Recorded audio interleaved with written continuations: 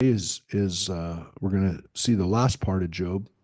We're going to be starting in chapter 29, and we went through the majority of Job's the book of Job's text are the dialogues back and forth between Job and his three friends.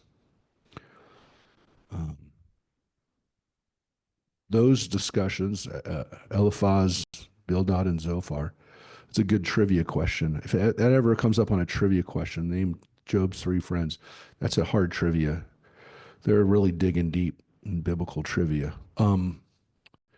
But But if you see it pop, if you pop up, maybe they'll do like one missing name or something. But that's the bulk of the text, actually. That's the bulk of the text. And then they do throw biblical questions out in trivia contests and in Jeopardy. I just want to tell you. So when we were on the cruise last month, they asked a question. Actually, believe it or not, it was technically speaking still part of this month. John is just coming in. He can verify it. They asked a question on a cruise. They said in the trivia, they said, how many stones did David take in his sling to fight Goliath? Right? Does anyone know the answer to that? How many stones did David take in his hand? He picked it up. Wait, don't say anything. How many stones did he take when he fought Goliath? Anybody know? I think it was One? 5. What? One? Who said 5. that? I said, whoa. I Yeah, said 5. Rosemary is correct. It is Ah. 5. It is 5. It's a real deep dive, right? Like people don't know. And so when I said it, people laughed. They laughed at me because they thought it was 1. Like, David picked up 1 stone and he killed. So, like that's the kind of like the movie version, or and you go like, well, there's going to be 1 stone that's going to kill him, right? But he picked up 5. That's what the Bible says, that he picked up 5 stones, to load. Like you got to have a couple stones, right? So it says he took 5. But people laughed at me, and I felt like turning around, going, "Don't laugh at me ever again," and then I proceeded to beat them all. But anyways, like David versus Goliath. But yeah, it was horrible. I looked around like I actually am 100% sure of that is what I was going to say. So it was true, and you do get occasionally Job-like questions. I actually think that if you're going to get a question about the friends, you may get the one that we're going to read today, Elihu, who's not really a friend necessarily, but we're going to get to Elihu today. It's kind of a mysterious stranger that comes forward that we're about to read. So today we're going to read we're going to start with Job's kind of final response. We're going to read actually Job's kind of final statement, if you will, his final monologue. Then we're going to read this Elihu guy who steps up and has some very interesting things to say. And then we're going to read God. We're going to read about what God has to say, because God actually does speak in the book of Job. People forget that because, well, they think it's about Job. It is about Job, but it's really to some extent about God. Some people argue that the whole Bible is about God, right? It's really God's biography. There was actually a book written a few years ago by a guy named Jack Miles, which was called The Autobiography of God, right? Or the God's biography. I mean, sorry, the Bible, God's biography, something like that. And there is obviously this desire for us, in the Bible to kind of see our story, but there is God's story in the Bible too. And so we're gonna hear a little bit from God, which, yeah, we don't hear God. We hear God speaking at us a lot, but we don't giving us commandments in the Torah. But we don't hear a lot about God's feelings about us or about the universe. And we're gonna hear God's side to some extent today. So we're gonna get into that, and we'll see. We're going to be very close to the end when we finish, but let's take a look at Job. Oh, I do want to say one other thing. So 2 weeks ago when we read Job, I did forget one thing, because we were definitely moving fast. I wanted to kind of go through the Job's friends and back and forth, because it's really hard to do that over a couple of weeks. You lose your train of thought. You kind of you forget what is happening, because it's a dialogue. So went through real fast, but I did leave out one really important thing that I said I was going to show you, which is there is one line of Job. Actually, we did a little song at Friday night services from Job. It was actually a line that was in Job, but there is a line in Job that is in our prayers, and I mentioned it the other night on Friday night. It's a part of the prayers that we do all the time because technically speaking, it's part of the Birkat HaShalom, the prayer of peace that we do at the end of the Amidah, but it's also, of course, the last line of the Kaddish, or at least the full Kaddish, and the everything but the Hatzi Kaddish. But it's this line right here. It's actually only 3 words of it. It says Osei Shalom Bimrumav, right? And part of the reason that I missed it is because this translation is so weird. Well, it's not weird, really. It's actually maybe not a bad translation. But it's also because you don't really see it. Because when we see the words Osei Shalom, Bimromav, and then of course it goes, Hu Ya'aseh Shalom, Leinu V'Kol Amo Yisrael, that God makes peace in the heavens. Bimromav means in the heights, or in the heavens. It means up above, which seems to kind of imply that God makes peace in the heavens, in God's area, where God is. There's a peace there. The way the Osei Shalom prayer adds it is let God make peace, Hu Ya'aseh, may he make peace for us, in our world, for Israel, for our people, which is not in the line from Job. But if you look at Job's line, the translation that we have here is he imposes peace in the heights. King James, Mary, for line 2, what does it say for that last part? Yeah, 25:2.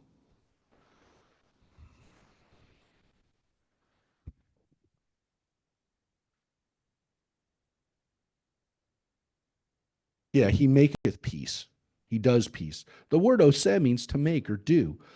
They went a little further in this with impose. Part of the reason that they did that is because of the context of the line, the whole line. Because if you look at the whole line 2, it says, Hamshel v'pachad. The word pachad means dread or tremble. Dominion and dread are his. Okay? They're his, emo, they're with him, which seems to imply that God is scary. And the reason, again, that God is scary is because God's powerful and God imposes, power over things. And so because of that, God doesn't just make peace, he imposes peace, which is why there's pachad, why there's fear. So that's why they translated it as imposes, because it seems to be like he's a king making this happen. Not because he likes to or because we want him to or because he's being friendly, but because he is the king and he makes it happen because he's the one in charge. He's in control. So that's the full line, and that's why they translated it like that. We don't translate it that, especially as we're singing Oseh Shalom, that God makes peace in the heavens. He creates harmony. God has this order. Let's feel that order here in the world, which is the way I understand it. I think that's the way the rabbis recontextualized it as part of the Oseh Shalom prayer. But you see the line from Job, and it's one of the only places in the whole book of Job that you'll see anywhere outside of the book of Job. And when you look at the context of it, it's really not what you'd think it would be, which is Bildad, one of the friends, is basically saying God's in control. God is totally in control. And so that's the original part of it. And I wanted to show it to you because it is. I always want it whenever we get to a line that's in our prayers or that we use. I want you to see it. I want you to see where it comes from, and that's where it comes from. So, not exactly where, again, the way you'd think it would be. But, yeah, there was a nice line that also was kind of taken out of context that we had as part of the prayer that we did this last week, which was weird because it was basari, mi basari, from my flesh, I come in contact with God, which is a beautiful line. And again, it's kind of recontextualized. But from the book of Job, when you think about it from the book of Job, the whole reason that we're even talking about this is because Job's flesh has essentially been taken over as a test, as a painful test. So it's kind of weird that the line that was turned into the song is more about, our divine connection that we have as basar, as flesh. Which again, if you think about it, basar is like the most basic level of who we are as human beings, right? I mean, it's basically saying we're flesh and blood. But the line from the prayer essentially becomes, hey, even though we're flesh, we're connected to God. So, anyways, but that's a fairly new song, and it's from Israeli musicians. All right, so let's take a look. Now Job has heard from his friends, and now we're coming out of that, and now Job is got one last monologue to lay out. So, Rosemary, if you would take it away for us. Job again took up his theme and said, "Oh, that I were as in months gone by, in the days when God watched over me, when his lamp shone over my head, when I walked in the dark by its light, when I was in my prime, when God's company graced my tent, when Shaddai was still with me, when my lads surrounded me, when my feet were bathed in cream and rocks poured out streams of oil for me. When I passed through the city gates to take my seat in the square, young men saw me and hid. Elders rose and stood. Nobles held back their words. They clapped their hands to their mouths. The voices of princes were hushed. Their tongues stuck to their belts. The ear that heard me acclaimed me. The eye that saw commended me. For I saved the poor man who cried out, the orphan who had none to help him. I received the blessing of the lost. I gladdened the heart of the widow. I clothed myself in righteousness, and it robed me. Justice was my cloak and my turban. I was eyes to the blind and feet to the lame. I was a father to the needy, and I looked into the case of the stranger. I broke the jaws of the wrongdoer, and I wrested prey from his teeth. I thought I would end my days with my family and be as long-lived as the phoenix. Okay, let's pause right there. You can hear Job talking about when things were good, when he was the guy, right? And that's what he was. He was the guy. Everyone respected him. Everyone loved him. He was in power. He was in his full glory, and he took care of people, right? He was good to people. So he was good. He was a good man, and he did good things, and everything was good. And again, it's 18 verses. He's essentially talking about what if he could go back to when things were good. It is interesting to, of course, and I What's the word for phoenix? that's what I was getting to, right? Oh, okay. So, so, uh, so, um, so, so what he, so what he's looking at here, and again, this isn't the only place that we've had this in the book of Job, are references to mythical beasts. So I'm going to say this because Rosemary is the queen of mythical beasts. What other mythical beasts have we had, Rosemary? What myth? Well, There's lots of I them. guess I shouldn't say they're mythical. They could be real. No, they were sea You mean in beasts. the Bible? Yeah, no, in Job, sea beasts that In we've already Job. Let's seen. see. We've got Who have we already heard of? the Leviathan Uh-huh. and the Uh-huh. Behemoth, and Yep. there's one that starts with R. So yeah, so we had the Tanim, the great sea dragon, uh, and um, we had Rahab too, Ra- which is Isn't the there a other. Ra'am in here somewhere? I don't know if we haven't gotten to that yet. We Ah. haven't gotten to the other bit, but we had behemoth, or we're going to have behemoth, but we had the sea beasts. We had Leviathan, Rahab, Tanim. And here's the phoenix. So the word whole um, in a whole is the word for phoenix. So the word whole, we know from the Bible, it means sand or sea sand, you know. But here it seems to be the phoenix because it's similar in other in other other similar languages in the area that's the way it would be translated. I think King James has phoenix too, right? Pretty sure it does. Uh, what? Oh, it says sand.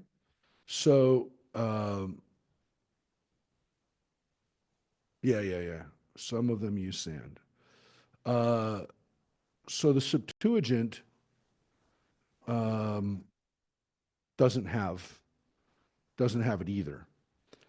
Um, it's not 100%.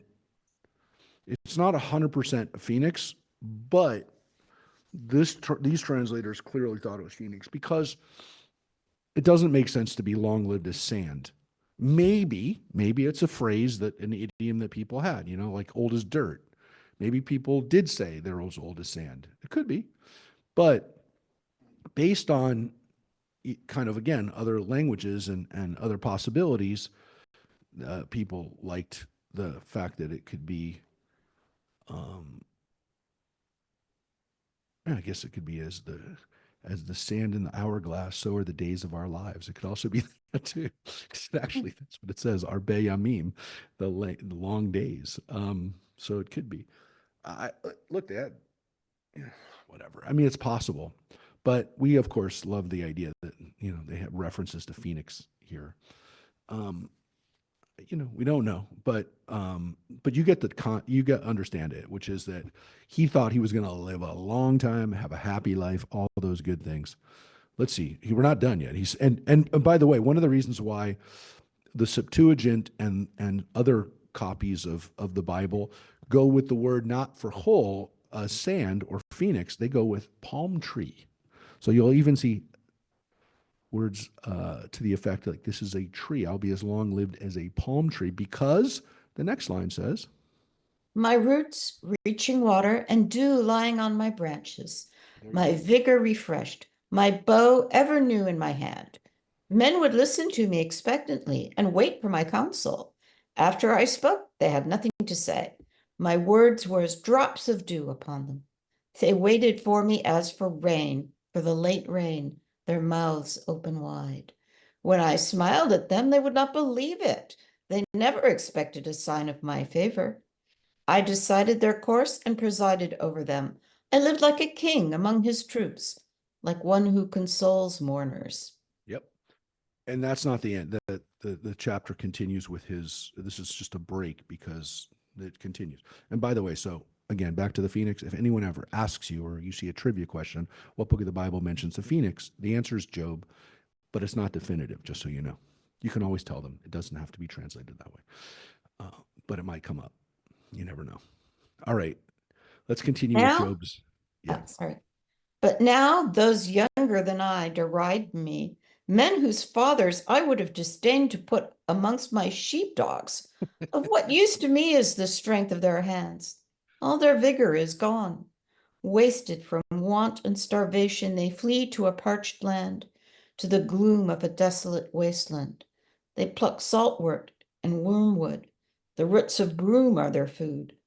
Driven out from society, they are cried out like a thief. They live in the gullies of wadis, in holes in the ground and in rocks, braying among the bushes, huddling among the nettles, scoundrels, nobodies, stricken from the earth. Now I am the butt of their jibes. I have become a byword to them. They abhor me. They keep their distance from me. They do not withhold spittle from my face. Because God has disarmed and humbled me, they have thrown off restraint in my presence. Mere striplings assail me at my right hand. They put me to flight. They build their roads for my ruin. They tear up my path. They promote my fall, although it does them no good. They come as through a wide breach. They roll in like raging billows. Terror tumbles upon me. It sweeps away my honor like the wind. My dignity vanishes like a cloud. So now my life runs out. Days of misery have taken hold of me. By night, my bones feel gnawed. My sinews never rest. With great effort, I change clothing. The neck of my tunic fits my waist. He regarded me as clay. I have become like dust and ashes. I cry out to you, but you do not answer me. I wait, but you do not consider me. You have become cruel to me. With your powerful hand, you harass me. You lift me up and mount me on the wind, make my courage melt. I know you will bring me to death, the house assigned for all the living. Surely he would not strike at a ruin if in calamity one cried out to him. Did I not weep for the unfortunate? Did I not grieve for the needy? I looked forward to good fortune, but evil came. I hoped for light, but darkness came. My bowels are in turmoil without respite. Days of misery confront me. I walk about in sunless gloom. I rise in the assembly and cry out. I have become a brother to jackals, a companion to ostriches. My skin, blackened, is peeling off me. My bones are charred by the heat. So my lyre is given over to mourning, my pipe to accompany weepers. Yeah. And it's not over. He's still going on about what this life is like. But again, within his description of how horrible his life is, within his description of how people are now making fun of him and mocking him, and people he wouldn't even considered, people who would put in his employ are now treating him like dirt. You get to this line of, I thought, I did good things to people. I thought I was going to live and die a happy man. It's not happening. And that's, again, kind of where he's still at. And as at the end of his speeches, that's what after all his friends have told him, you know, this is the way it is. Essentially, you did something wrong. He's like, I'm not going to give up on the fact I didn't do anything wrong. I didn't do anything wrong to deserve this. It's continuing, though. I have covenanted with my eyes not to gaze on a maiden. What fate is decreed by God above? What lot by Shaddai in the heights? Calamity is surely for the iniquitous, misfortune for the worker of mischief. Surely he observes my ways, takes account of my every step. Have I walked with worthless men, or my feet hurried to deceit? Let him weigh me on the scale of righteousness. Let God ascertain my integrity. If my feet have strayed from their course, my heart followed after my eyes, and a stain sullied my hands, may I sow, but another reap. May the growth of my field be uprooted. If my heart was ravished by the wife of my neighbor, and I lay in wait at his door, may my wife grind for another. May others kneel over her. That's pretty graphic. Yeah. That's pretty graphic. So he can, he says, look, if I've committed adultery, then let somebody do the same to me. But I haven't done that. I've done that. For that would have been debauchery, a criminal offense, a fire burning down to Abaddon, consuming the roots of all my increase. Did I ever brush aside the case of my servants, man or maid, when they made a complaint against me? What then should I do when God arises? When he calls me to account, what should I answer him? Did not he who made me in my mother's belly make him? Did not one form us both in the womb? Did I deny the poor their needs, or let a widow pine away by eating my food alone, the fatherless not eating of it also? Why, from my youth he grew up with me, as though I were his father. Since I left my mother's womb, I was her guide. I never saw an unclad wretch, a needy man without clothing, whose loins did not bless me, as he warmed himself with the shearings of my sheep. If I raised my hand against the fatherless, looking to my supporters in the gate, may my arm drop off at the shoulder, my forearm break off at the elbow. For I am in dread of God's sent calamity. I cannot bear his threat. Did I put my reliance on gold, or regard fine gold as my bulwark? Did I rejoice in my great wealth, having attained plenty?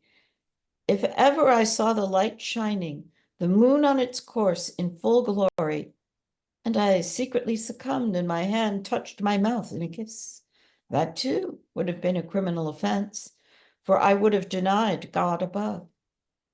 Did I rejoice over my enemy's misfortune? Did I thrill because evil befell him? I never let my mouth sin by wishing his death in a curse. Indeed, the men of my clan said, we would consume his flesh insatiably. No sojourner spent the night in the open. I opened my doors to the road. Did I hide my transgressions like Adam, bury my wrongdoing in my bosom, that I should now fear the great multitude and am shattered by the contempt of families, so that I keep silent and do not step outdoors? Oh, that I had someone to give me a hearing. Oh, that Shaddai would reply to my writ, or my accuser draw up a true bill. I would carry it on my shoulder, tie it around me for a wreath. I would give him an account of my steps, offer it as to a commander. If my land cries out against me, its furrows weep together.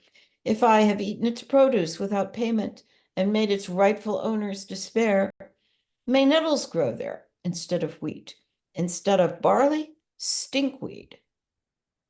The words of Job are at an end. Well, that definitely seems to be the editorial statement there, which is Job is done. So that last monologue of Job, you can see how powerful it was. His feelings again of injustice, that this is not, I don't deserve what's happened to me. I haven't done anything wrong. And he goes through all the different ways you could have done something wrong, right? Through committing adultery, through caring more about financial gain, for not taking care of people, hospitality, all of these things. And he says, I haven't done any of them. And he challenges. He says, God, show what I've done wrong. Show what I've done to deserve this. So he's, again, still maintaining his innocence. He's still maintaining he hasn't done anything to deserve this, which, again, is, the conceit that we know all along is that God has allowed all these things to happen to him. God's no longer protecting him. And he's saying, I know something's wrong.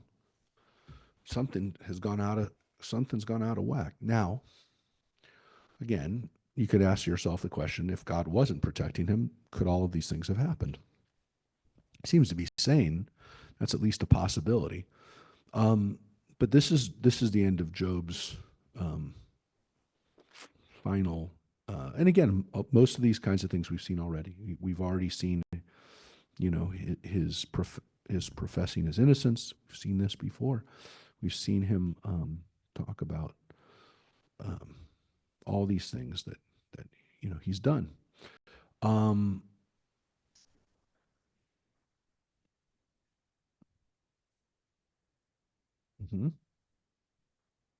Yeah. Yeah.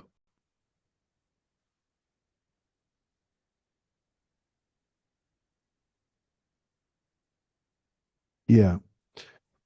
There is definitely a feeling in that we see in the book of Job and in other books where you see that, yes, even 3,000 years ago, people looked to some kind of system of law, a system of justice, where you'd have written decisions, right? So these are written decisions, and in this case, the written decision is God's decision. God's writing. So you can understand why we have from an early age this kind of idea of God writing in the book of life, God writing, or God essentially agreeing to a covenant that we have at Mount Sinai, which is considered again a a covenant. It's considered an agreement, a written like a contract. So you can see it, and you can also see that people would carry them sometimes. They would actually carry them with them as proof of ownership, as proof of decision, proof of innocence.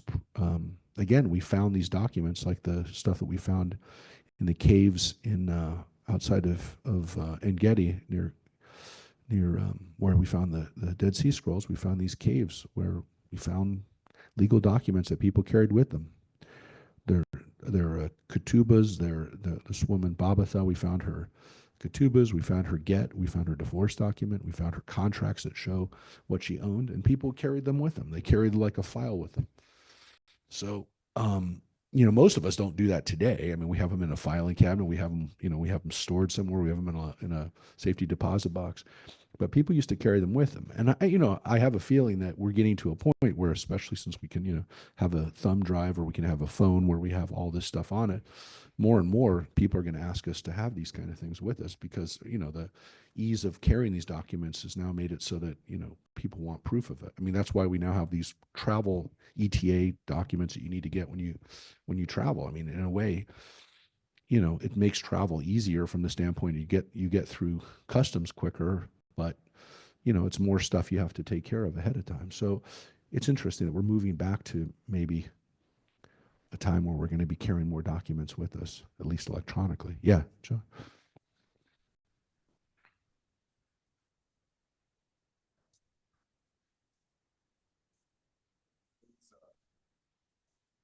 Mm-hmm.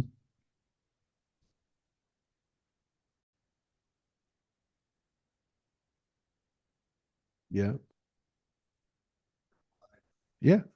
Yes, that translation is not probably what the King James says. What does the King James say for line 10?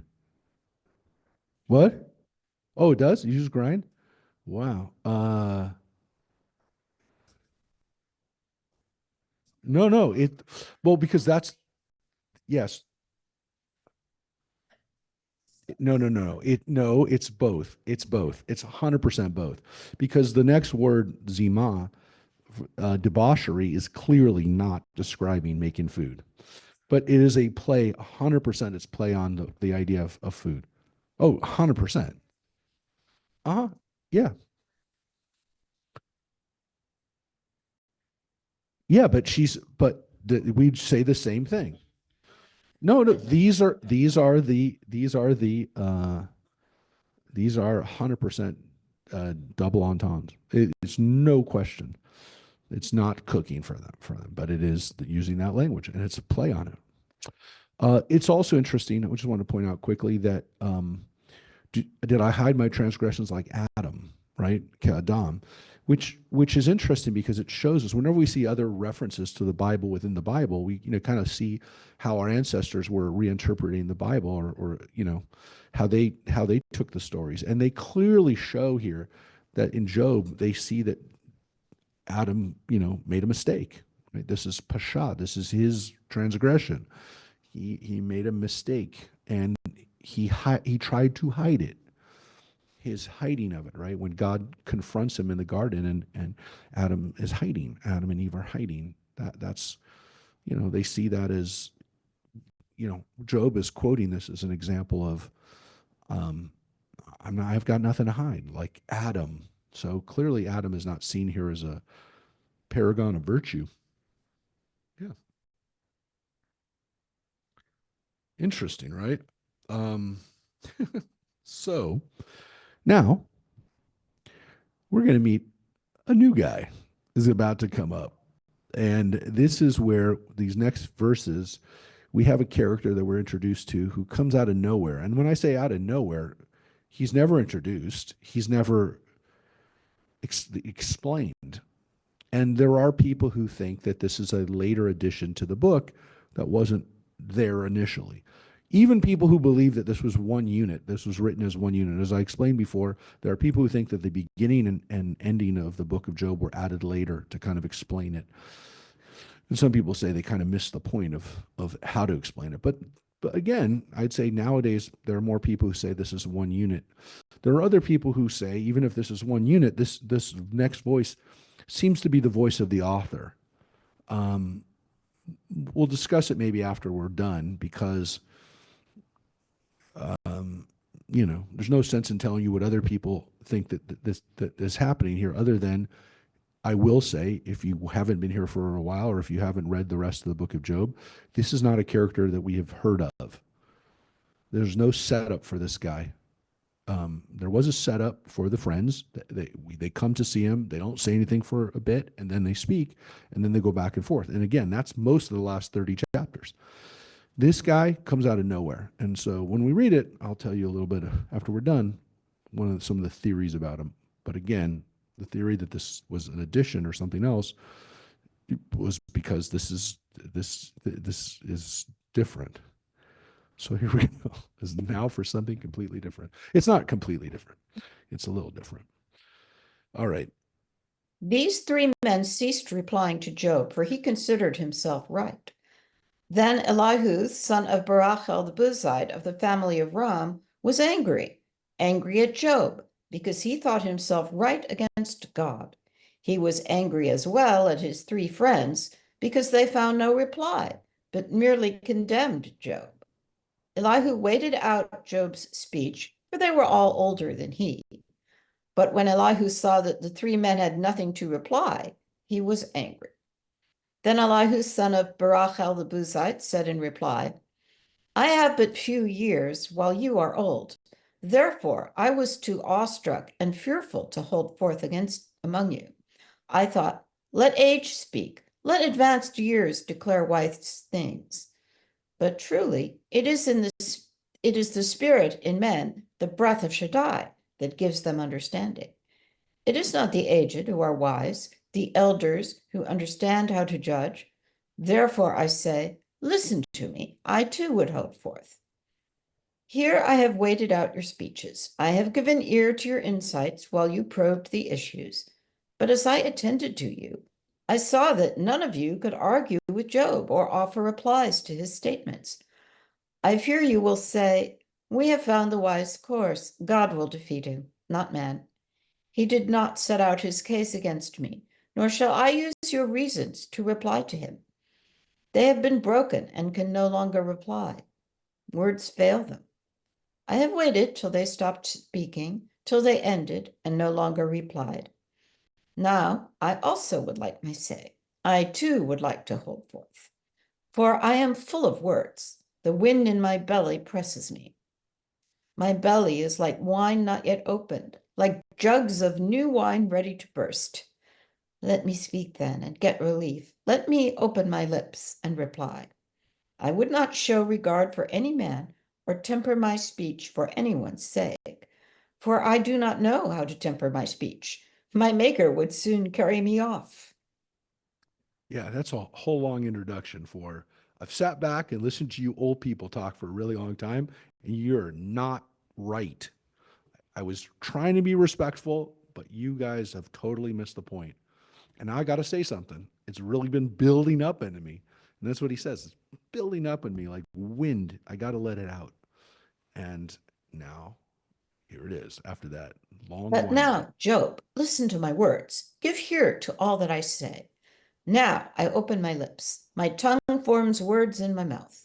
My words bespeak the uprightness of my heart. My lips utter insight honestly. The Spirit of God formed me. The breath of Shaddai sustains me. If you can, answer me. Argue against me. Take your stand. You and I are the same before God. I too was nipped from clay. You are not overwhelmed by fear of me. My pressure does not weigh heavily on you. Indeed, you have stated in my hearing, I heard the words spoken, I am guiltless, free from transgression. I am innocent, without iniquity. But he finds reasons to oppose me, considers me his enemy. He puts my feet in stocks, watches all my ways. So here we get to the point, which is that Elihu says, I've heard you, Job. You basically come up here and said, you haven't done anything wrong. Your response, Job, has been, I don't deserve this. Okay? That's been your response, Job. You don't deserve this. Now, we already know he has an issue with the friends too, but here's his issue with Job. In this you are not right. I will answer you. God is greater than any man. Why do you complain against him that he does not reply to any of man's charges? For God speaks time and again, though man does not perceive it. In a dream, a night vision, when deep sleep falls on men while they slumber on their beds, then he opens men's understanding, and by disciplining them, leaves his signature. To turn man away from an action, to suppress pride in man.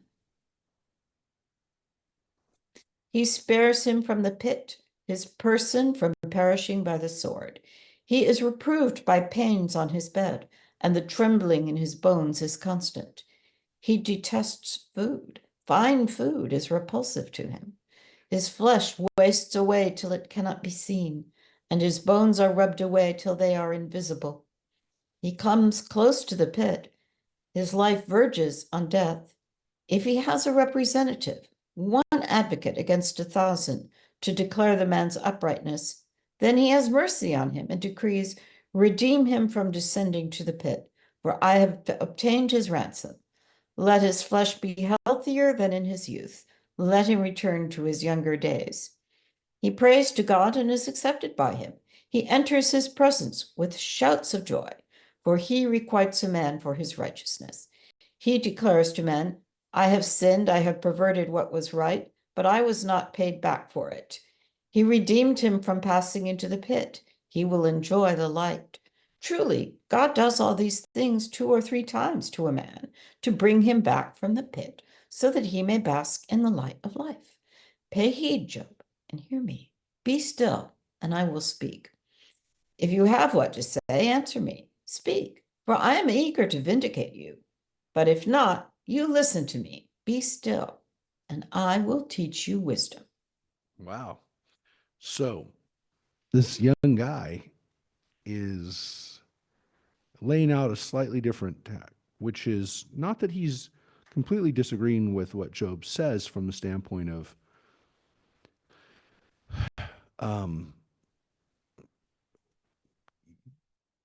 Job is suffering and he knows Job is suffering. But he, right off the bat, is telling Job, you're not the same as God. You're trying to make God account like you would a friend who's done something wrong to you. Let him continue. I'm going to let him continue. He's still talking. Elihu said in reply, listen, O wise men, to my words. You who have knowledge, give ear to me. For the ear tests arguments as the palate tastes food. Let us decide for ourselves what is just. Let us know among ourselves what is good. For Job has said, I am right. God has deprived me of justice. I declare the judgment against me false. My arrow wound is deadly, though I am free from transgression. What man is like Job, who drinks mockery like water, who makes common cause with evildoers and goes with wicked men? For he says, man gains nothing when he is in God's favor. Therefore, men of understanding, listen to me. Wickedness be far from God, wrongdoing from Shaddai. For he pays the man according to his actions and provides for him according to his conduct. For God surely does not act wickedly. Shaddai does not pervert justice. Who placed the earth in his charge? Who ordered the entire world? If he but intends it, he can call back his spirit and breath. All flesh would at once expire, and mankind return to dust. If you would understand it, listen to this. Give ear to what I say. Would one who hates justice govern? Would you condemn the just, mighty one? Would you call a king a scoundrel? Great men wicked? He is not partial to princes. The noble are not preferred to the wretched, for all of them are the work of his hands. Some die suddenly in the middle of the night. People are in turmoil and pass on. Even great men are removed, not by human hands, for his eyes are upon a man's ways. He observes his every step. Neither darkness nor gloom offers a hiding place for evildoers. He has no set time for man to appear before God in judgment. He shatters mighty men without number and sets others in their place. Truly, he knows their deeds. Night is over and they are crushed. He strikes them down with the wicked where people can see, because they have been disloyal to him and have not understood any of his ways. Thus he lets the cry of the poor come before him. He listens to the cry of the needy. When he is silent, who will condemn? If he hides his face, who will see him? Be it nation or man. The impious man rules no more, nor do those who ensnare the people. Has he said to God, I will bear my punishment and offend no more? What I cannot see, you teach me. If I have done iniquity, I shall not do so again. Should he requite you as you see fit? But you have despised him. You must decide, not I. Speak what you know. Men of understanding, say to me, wise men who hear me, Job does not speak with knowledge. His words lack understanding. Would that Job were tried to the limit for answers which befit sinful men. He adds to his sin. He increases his transgression among us. He multiplies his statements against God. So he's definitely holding Job accountable for this, but he's still not done. He's still not done. But yeah, he's basically saying, Job, you're wrong for questioning God, but he's not done yet. Elihu said in reply, do you think it just to say I am right against God? If you ask how it benefits you, what have I gained from not sinning? I shall give you a reply, you along with your friends. Behold the heavens and see, look at the skies high above you. If you sin, what do you do to him? If your transgressions are many, how do you affect him? If you are righteous, what do you give him? What does he receive from your hand? Your wickedness affects men like yourself, your righteousness, mortals. Because of contention, the oppressed cry out. They shout because of the power of the great.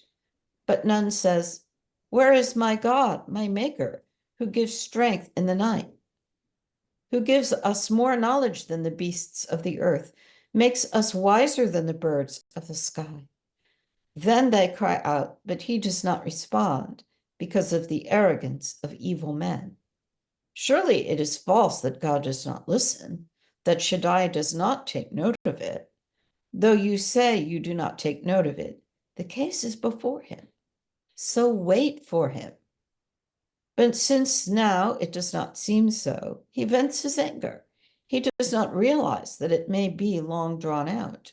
Hence, Job mouths empty words and piles up words without knowledge.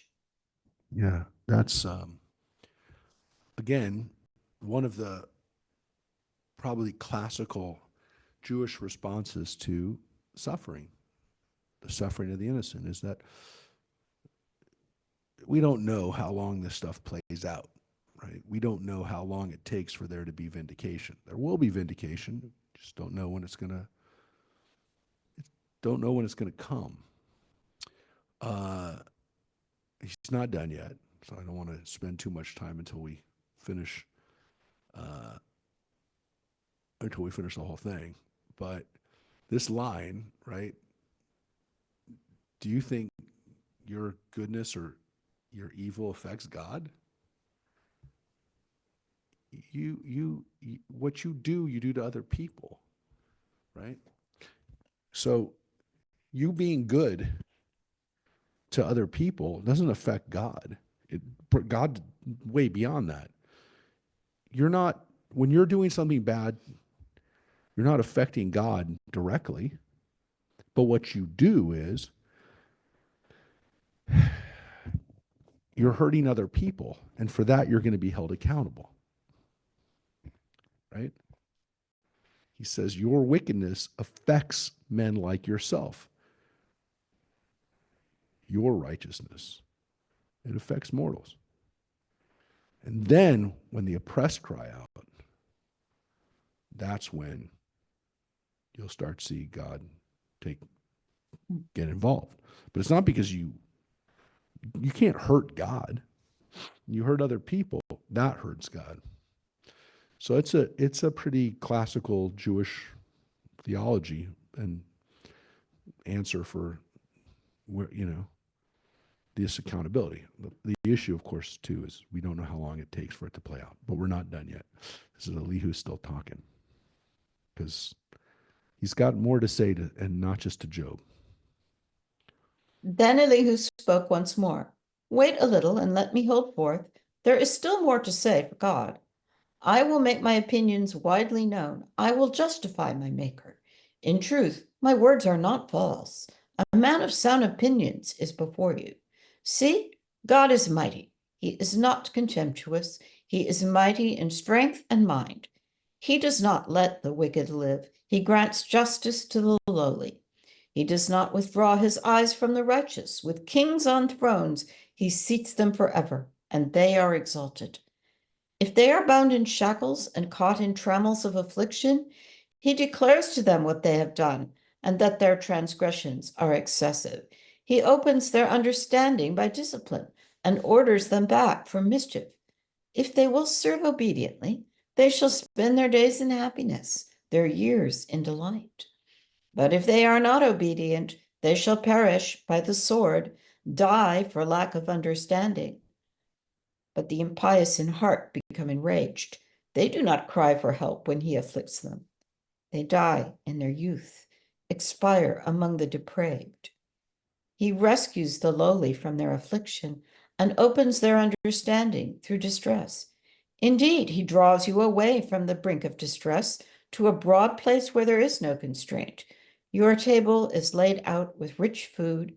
You are obsessed with the case of the wicked man, but the justice of the case will be upheld. Let anger at his affluence not mislead you. Let much bribery not turn you aside. Will your limitless wealth avail you, all your powerful efforts?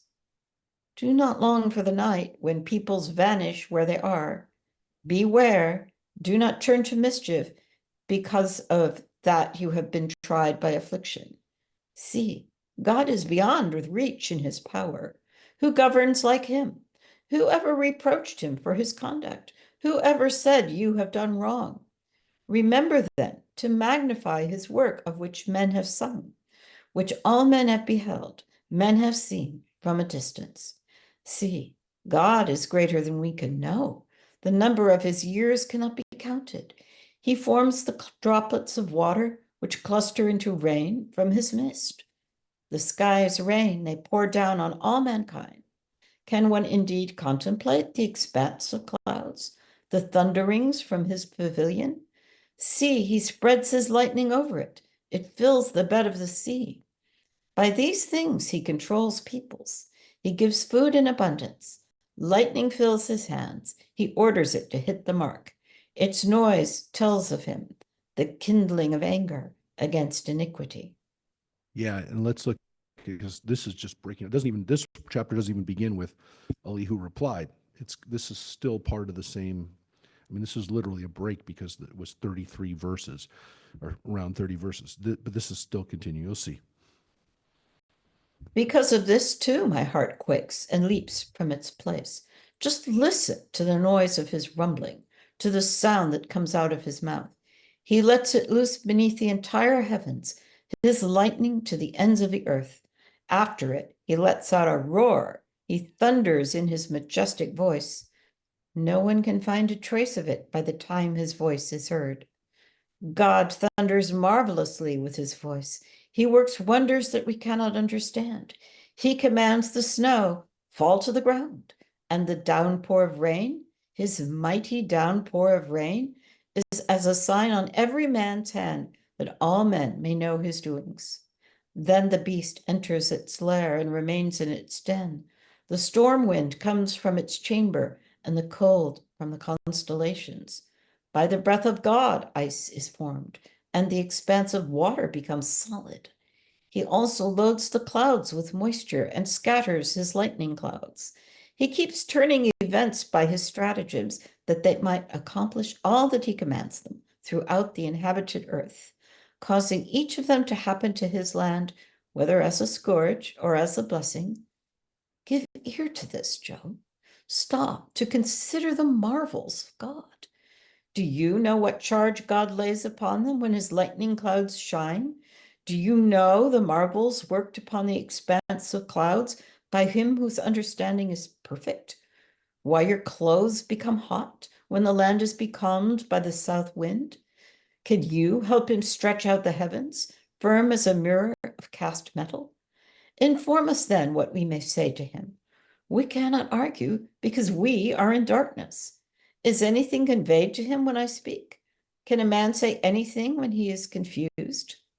Now then, one cannot see the sun, though it be bright in the heavens, until the wind comes and clears them of clouds. By the north wind, the golden rays emerge. The splendor about God is awesome. Shaddai, we cannot attain to him. He is great in power and justice and abundant in righteousness. He does not torment. Therefore, men are in awe of him, whom none of the wise can perceive. And this is the end of Elihu's discourse. This is the end of his words. The next speaker is God. Now, because Elihu makes an appearance with no explanation, no introduction, seems his name does have Eli, has God in it. But so does Eliphaz's name.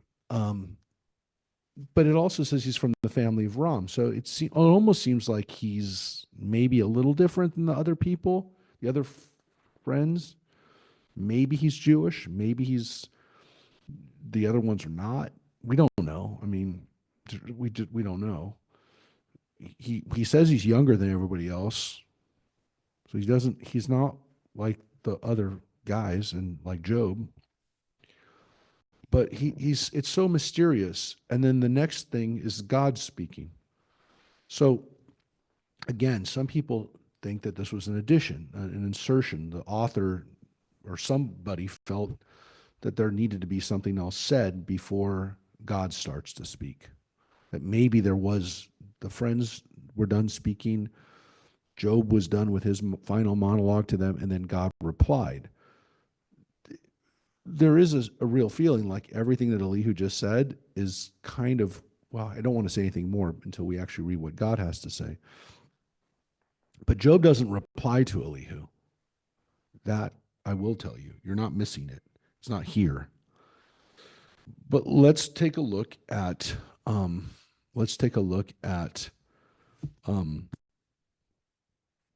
God has to say.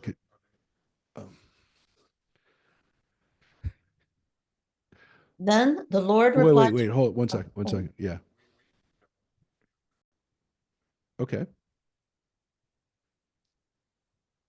What? Which one? Yeah. Yep.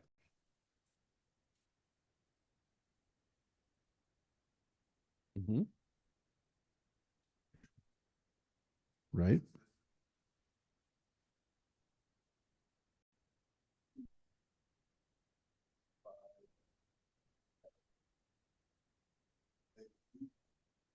No, that's not true. We know it's not true. We know it's not true by things that have happened in our lifetime. Well, not our lifetime. So no, so what yes, the obvious yes, when it says right, when it says that he does not let the wicked live, you go, well, yeah, but there are wicked people that die, normal like deaths of old age all the time. The answer would be that traditional Judaism gives, which the book of Job is consistent with, is,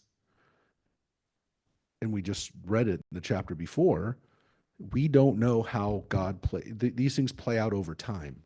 We don't know when the justice is going to come, right? So, yeah, the Nazis were able to kill Jews for about 9 years pretty effectively. And then they were all punished, and not all punished, but most of them were punished, and most of them died horrible deaths. That's not necessarily, the answer that we're looking for that makes us feel comfortable. But when people say, "Do the wicked live?" Well, yeah, sometimes they get away with it, but for the most part, they're going to get punished.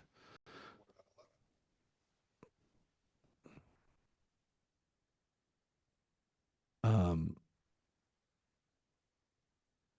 so when Elihu says that the good people, right, are going to spend their days in happiness, their years in delight. Definitely, when you think about good people who suffer, you go, well, that doesn't seem to be true. The understanding, the traditional understanding of this is that people who I'm just going to tell you what the traditional answer is. The traditional answer from this point on, or from not this point on, but definitely very close to the time that Job was written and almost ever since, the traditional Jewish answer is when it says they will spend their days in happiness, their years in delight, they're not talking about this world, that in the next world, they'll be enjoying it. And so whenever you see things that say days or years, they're not talking necessarily about years in this world. So there is a sense that, and you get it in traditional Judaism, we've talked about it before, that if you, to some extent, everyone's going to have bad things happen to them. Do you want them to happen here or in the next world? And the Jewish answer is we want them to happen to us now. And in the next world, we don't have to have any bad stuff happen. So there seems to be this idea. Well, first of all, it's kind of predicated on this idea that there's just bad things in the world. Like it's just that's just going to happen. There's going to be stuff we don't know why, the nature of the universe, the way things are, bad things are going to happen. Do you want them to happen in this world or do you want to happen in the next world? The answer is you want them to happen now. You want the bad stuff to happen in the preseason game. You don't want it to happen once the season starts. And for us, the traditional Jewish answer is the season starts when you go to the next world. That's the traditional answer. That is a traditional answer. Yeah. Correct. Correct. So here's what I would say.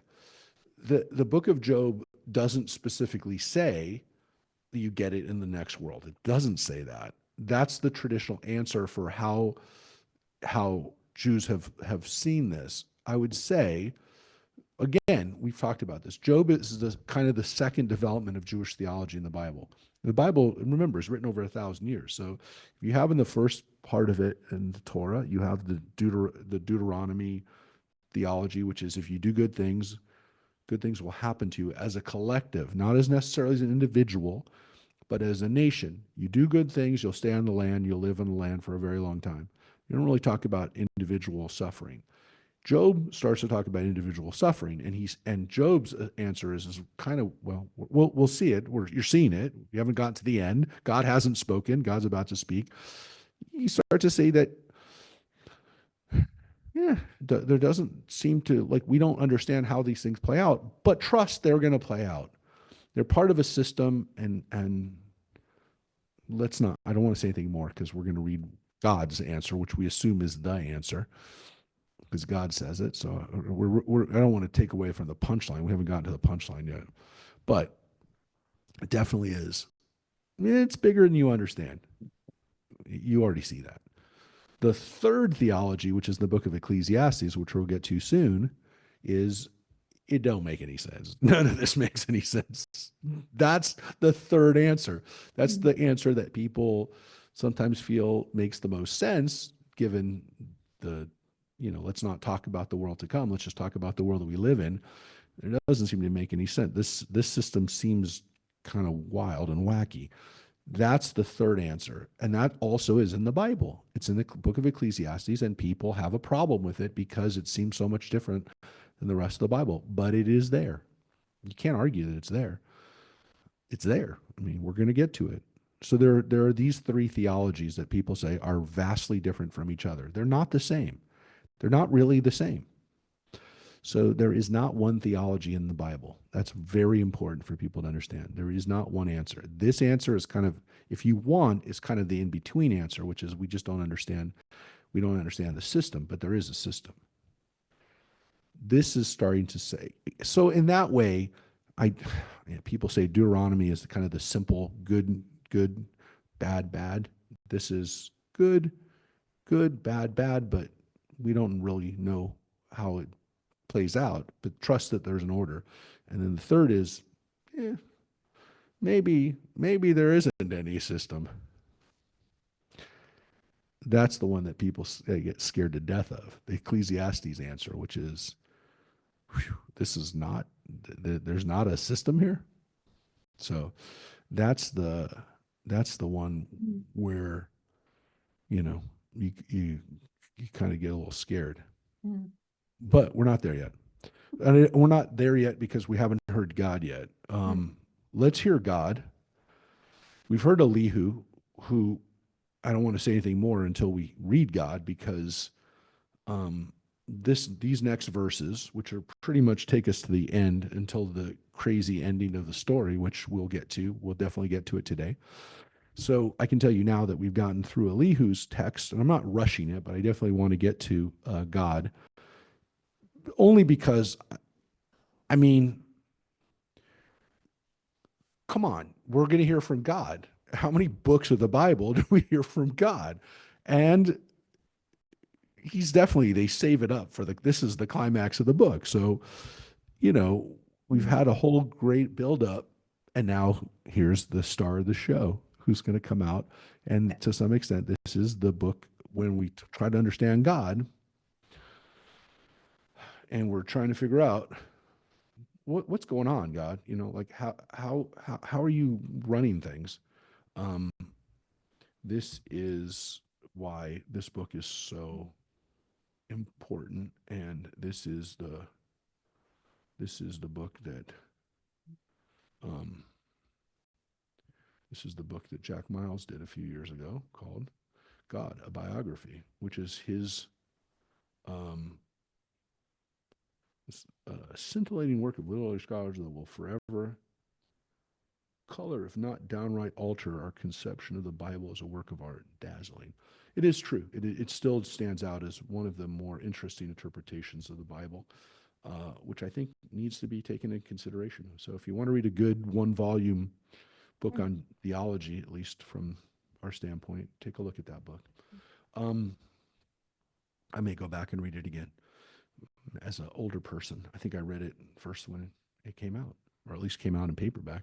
All right, so let's take a look at God, and that definitely figures into Jack Miles' book. So the Job, God and Job. Let's read. Then the Lord replied to Job out of the tempest and said, "Who is this who darkens counsel, speaking without knowledge? Gird your loins like a man. I will ask, and you will inform me. Where were you when I laid the earth's foundations? Speak if you have understanding." So before we go any further, God appears to us, to Job, calls out now, says, called me out, here I am.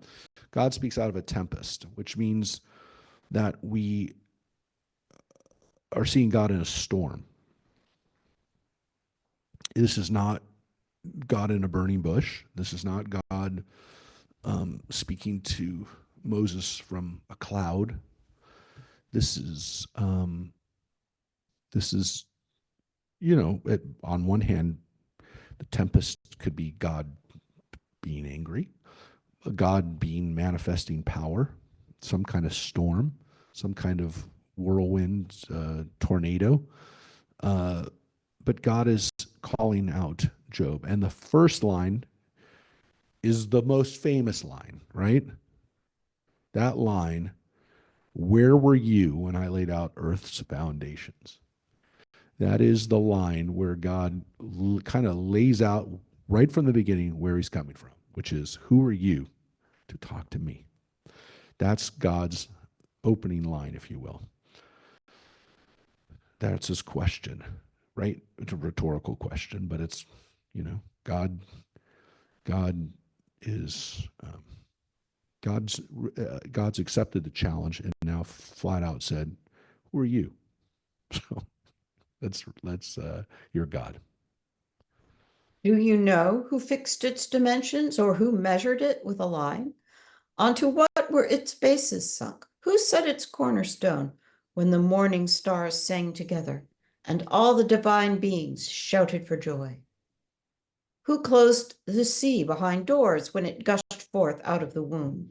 When I clothed it in clouds, swaddled it in dense clouds, when I made breakers my limit for it and set up its bar and doors and said, "You may come so far and no farther. Here your surging waves will stop." Have you ever commanded the day to break, assigned the dawn its place, so that it seizes the corners of the earth and shakes the wicked out of it?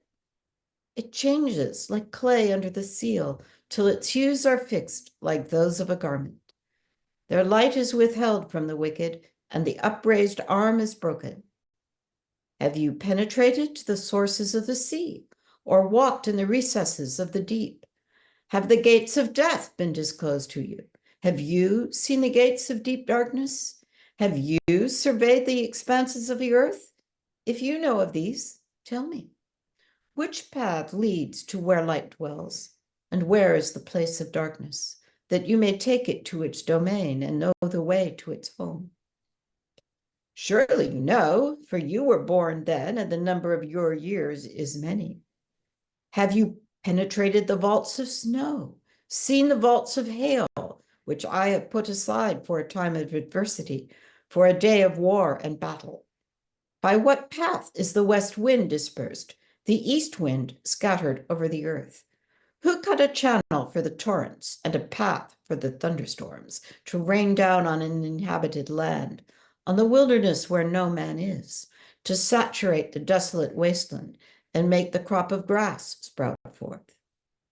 Does the rain have a father? Who begot the dewdrops? From whose belly came forth the ice? Who gave birth to the frost of heaven? Water congeals like stone, and the surface of the deep compacts. Can you tie cords to Pleiades or undo the reins of Orion? Can you lead out Mazzaroth in its season? Conduct the bear with her sons? Do you know the laws of heaven or impose its authority on earth? Can you send up an order to the clouds for an abundance of water to cover you? Can you dispatch the lightning on a mission and have it answer you? I am ready. Hinenu. These are the lightning saying Hinenu. Yeah. Who put wisdom in the hidden parts? Who gave understanding to the mind? Who is wise enough to give an account of the heavens? Who can tilt the bottles of the sky, whereupon the earth melts into a mass and its clods stick together? Can you hunt prey for the lion and satisfy the appetite of the king of beasts? They crouch in their dens, lie in ambush in their lairs. Who provides food for the raven when his young cry out to God and wander about without food? Yeah. It's I mean, it's just kind of, we're going through still stuff. Um, you can see God starts laying out all the things that are done, right? From the dimensions of the universe, right? I laid out the dimensions. Like I built this like a house, right? I laid it out. I plumbed it. I lined it out. I fill, again, you can see how important water was to these people, how important the wind and the water and the rains were to these people. So, so critical, that the path of how, where the winds go and where the clouds are and where the rain comes from, all of that was so vital, and it's beautifully described. I mean, it's just beautiful. And then we get to the animals. So this is almost like, you know, if you really like think about it, this is God now explaining creation, right? This is God, or not explaining it, but kind of saying this is how I do these things. And it kind of follows the path of creation, from the creation of the things in the sky to the creation of the animals. And of God's concern for nature, and the creating these places for uh, the king of the beasts and the raven. That's not it. No, got more animals coming. Do you know the season when the mountain goats give birth? Can you mark the time when hinds calve? Can you count the months they must complete? Do you know the season they give birth, when they couch to bring forth their offspring, to deliver their young? Their young are healthy.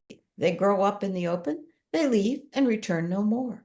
Who sets the wild ass free? Who loosens the bonds of the onager? Whose home have I made the wilderness, the salt land his dwelling place? He scoffs at the tumult of the city, does not hear the shouts of the driver. He roams the hills for his pasture. He searches for any green thing. Would the wild ox agree to serve you? Would he spend the night at your crib? Can you hold the wild ox by ropes to the furrow? Would he plow up the valleys behind you?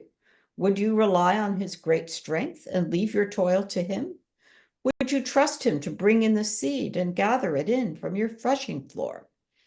The wings of the ostrich beat joyously. Are her pinions and plumage like the stork's? She leaves her eggs on the ground, letting them warm in the dirt, forgetting they may be crushed underfoot or trampled by a wild beast. Her young are cruelly abandoned as if they were not hers. Her labor is in vain for lack of concern, for God deprived her of wisdom, gave her no share of understanding. Else she would soar on high, scoffing at the horse and its rider. Yeah, he doesn't seem to like ostriches very much. Which kind of begs the question: why'd you make them then, God? You don't like ostriches. Ostriches don't fly. They don't. They leave their. Doesn't like ostriches. I just want to tell you, the ostrich seems to get really bad rap in this. But yeah, somebody looked at the ostrich and said, "Gosh, even God doesn't like the ostrich. They're stupid." So they do seem kind of dumb, but they're one of God's creations. Anyways, he does. Yeah, they don't of all the animals, they don't seem to be very good. They don't get no respect here. Yes, people like their feathers. Mm. Um, by the way, the Jewish control of the ostrich feather market in South Africa, like 120 years ago, you can read about it. Like there was, we went to this place in South Africa where all it was ostrich farms, and the ostrich feathers would go out from this place, and like it was a huge business for the Jewish community in South Africa. Ostrich feathers. It's crazy. I never knew about it. Went to this little town in the middle of nowhere, and there was a synagogue that's still there. I mean, no one goes to the synagogue anymore because it's in the middle of nowhere. But yeah, ostrich feathers went all around the world. People loved them. But yeah, they're pretty dopey, because they would talk about how they would, like they would herd them around, and they would, like, they died real easily, it seemed like. Anyways, next we get to the animals that the people really like, which are horses. They love them. Do you give the horse his strength? Do you clothe his neck with a mane? Do you make him quiver like locusts, his majestic snorting spreading terror? He paws with force, he runs with vigor, charging into battle. He scoffs at fear, he cannot be frightened. He does not recoil from the sword. A quiver full of arrows whizzes by him, and the flashing spear and the javelin. Trembling with excitement, he swallows the land. He does not turn aside at the blast of a trumpet. As the trumpet sounds, he says, "Aha!" From afar, he smells the battle, the roaring and shouting of the officers. Yeah, these are especially war horses. They like these war horses, but they're pretty amazed by them. They're like the I opposite. love that he swallows the land. You can Yeah, just see him. yeah. He's scary. And a mighty beast. You can see the war horse, so you can see the kind of the animals that they admired, the ones that they weren't so sure about. No, it's really only the ostrich. All the other animals, they seem to be saying good things. Here's some big things about hawks and eagles. Get back in here. They had to leave already. I forgot. Mike had a doctor's appointment. He loves hawks and eagles, and these are the lines that we know about from He has a whole room of eagles, eagle stuff. And this is the lines about eagles. Is it by your wisdom that the hawk grows pinions, spreads his wings to the south? Does the eagle soar at your command, building his nest high, dwelling in the rock, lodging upon the fastness of a jutting rock? From there he spies out his food. From afar his eyes see it. His young gulp blood. Where the slain are, there is he. Yeah. And so you can see how amazing these animals are that fly way high up into the sky and, live amongst the rocks and the mountains. But yet they care for their animal, they care for their young. So this is God kind of talking about these amazing creatures that are in the world. God is not done. The Lord said in reply to Job, shall one who should be disciplined complain against Shaddai? He who arraigns God must respond. Job said in reply to the Lord, see, I am of small worth. What can I answer you? I clap my hand to my mouth. I have spoken once and will not reply, twice and will do so no more. Yeah, so there's Job's response. It's no response. Job basically says, well, I asked for a response and here's God's response. And now I'm going to keep my mouth shut. So there's God. Job just said, God said, who are you to talk to me? And Job says, yeah, I'll keep my mouth shut. And here's God's response of, again, not really a response to Job. There's nothing to say because Job says, I'm going to keep my mouth shut now. Yeah.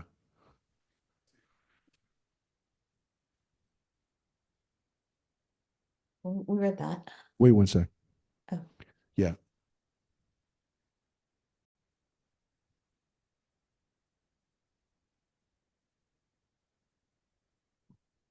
One sec.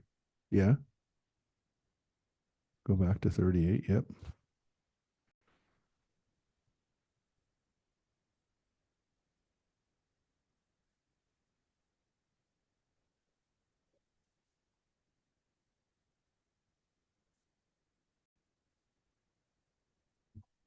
So,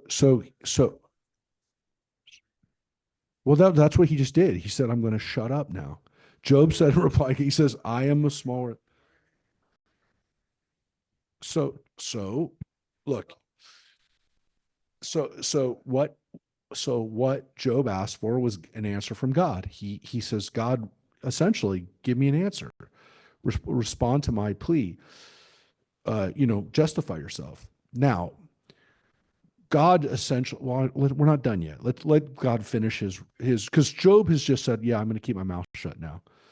And because he said, who are you? He just said to him, who are you? Who are you? And Job says, yeah, I'm going to keep my mouth shut because you asked me to come down. I'm talking to you now. What do you have to say? And he says, I'm a small worth. What can I say to you? I will keep my mouth shut. So he's keeping, so God asked him, who are you? And he said, yeah, I'm going to keep my mouth shut now. Probably at this point, I would do what Job did, which is, yeah, I'm going to keep my mouth shut. First of all, the fact that but God gave him a response. So I'd also be, maybe I would, I don't know. I don't know who would, well, I don't know. But I might be saying to myself, oh, wow, God's come down to answer me. I asked for God to come down and answer me. Wow, I already scored a victory by having God come and answer me. So I might do what Job did, which is, yeah, I'm going to shut up now because I'd probably be so overwhelmed. But who knows? I don't know what I would say. I don't know. I don't know if I would say anything differently, but I don't know that I could have said anything more than Job was. Yeah, I'm going to keep my mouth shut now. Continue, God. And so he says, God replied to Job so he's still answering. That the word that is used here is Vaya'an Adonai. He does not say God is just speaking. It doesn't say God said. It said God answered. God replied to Job. So this is not just God speaking. This isn't God said out of the tempest. God answered him, right? So yes, and so he's not done yet. God is not done answering Job. He's not just talking, he's answering Job, right? That's the words that are used. Vaya'an. I am answering Job, right? This is what he says. He Then the used this word Lord, before. Gird your loins, right? Yep. gird your loins like a man. I will ask, and you will inform me. Would you impugn my justice? Would you condemn me that you may be right? Have you an arm like God's? Can you thunder with a voice like his? You notice he's speaking in the third person right now, yeah. But he's God, so yeah, he's God. Yeah. He's using the divine third person. Deck Yes. yourself now with grandeur and eminence. Clothe yourself in glory and majesty. Scatter wide your raging anger. See every proud man and bring him low. See every proud man and humble him and bring them down where they stand. Bury them all in the earth. Hide their faces in obscurity. Then even I would praise you for the triumph your right hand won you. Take now Behemoth, who I made as I did you. He eats grass like the cattle. And there he is. There's Behemoth, the land animal, which they don't even translate. They just transliterate Behemoth as the behemoth. We still use that word, behemoth, right? It's an English word. It means something that's giant, a behemoth. But this is an actual beast.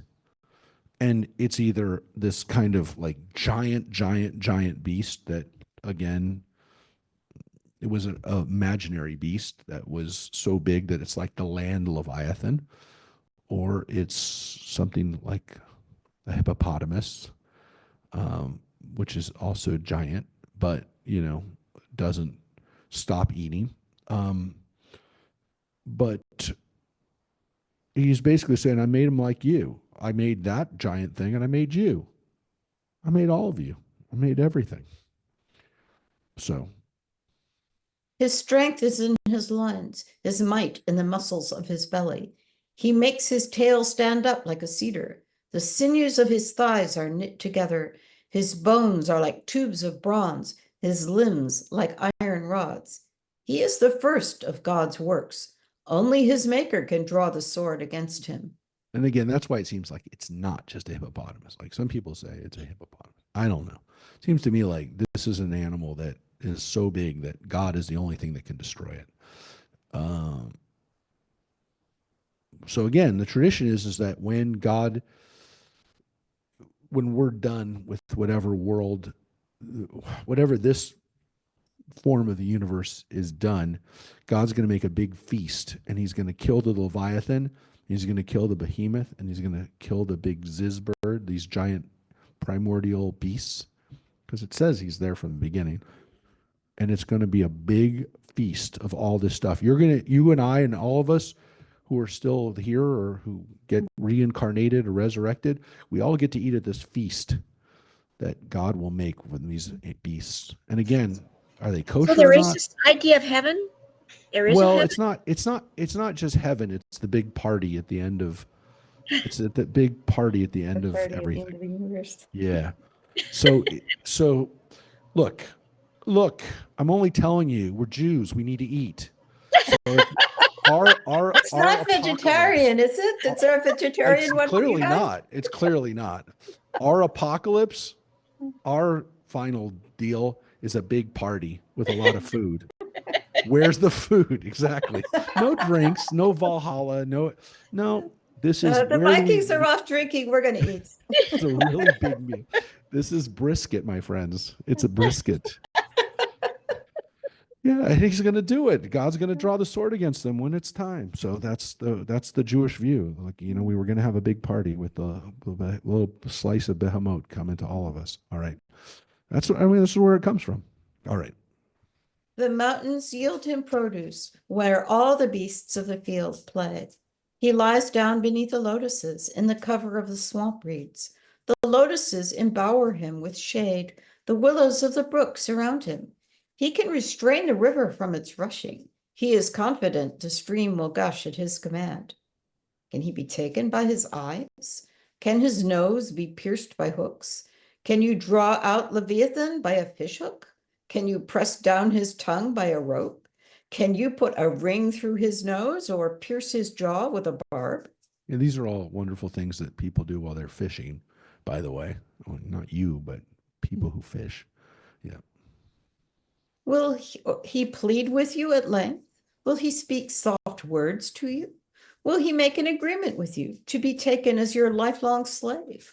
Will you play with him like a bird and tie him down for your girls? Shall traders traffic in him? Will he be divided up among merchants? Can you fill his skin with darts or his head with fish spears? Lay a hand on him, and you will never think of battle again. Yeah, those are the Leviathan. So we had the Behemoth, and then it goes into the Leviathan, the sea beast that he kind of plays around with. Again, the Leviathan is nothing to him, nothing to God. See, any hope of capturing him must be disappointed. One is prostrated by the very sight of him. There is no one so fierce as to rouse him. Who then can stand up to me? Whoever confronts me, I will requite, for everything under the heavens is mine. I will not be silent concerning him or the praise of his martial exploits. Who can uncover his outer garment? Who can penetrate the folds of his jowls? Who can pry open the doors of his face? His bared teeth strike terror. His protective scales are his pride, locked with a binding seal. One scale touches the other, not even a breath can enter between them. Each clings to each. They are interlocked, so they cannot be parted. His sneezings flash lightning, and his eyes are like the glimmerings of dawn. Firebrands stream from his mouth, fiery sparks escape. Out of his nostrils comes smoke as from a steaming, boiling cauldron. His breath ignites coals, flames blaze from his mouth. Strength resides in his neck, power leaps before him. The layers of his flesh stick together. He is though cast hard, he does not totter. His heart is cast hard as a stone, hard as the nether millstone. Divine beings are in dread as he rears up. As he crashes down, they cringe. No sword that overtakes him can prevail, nor spear, nor missile, nor lance. He regards iron as straw, bronze as rotted wood. No arrow can put him to flight. Sling stones turn into stubble for him. Clubs are regarded as stubble. He scoffs at the quivering javelin. His underpart is jagged shards. It spreads a threshing sledge on the mud. He makes the depths seethe like a cauldron. He makes the sea boil like an ointment pot. His wake is a luminous path. He makes the deep seem white-haired. There is no one on land who can dominate him, made as he is without fear. He sees all that is haughty. He is king over all proud beasts. So you have two chapters of basically God saying, I have these beasts that are amazing and nothing on land, nothing, there's no power over these things. Look, we want God to essentially explain to us, why do bad things happen for a long time, if not for a whole person's life? Why does somebody suffer? And God is talking about Leviathan and Behemoth. I mean, what does this have to do with the suffering of people?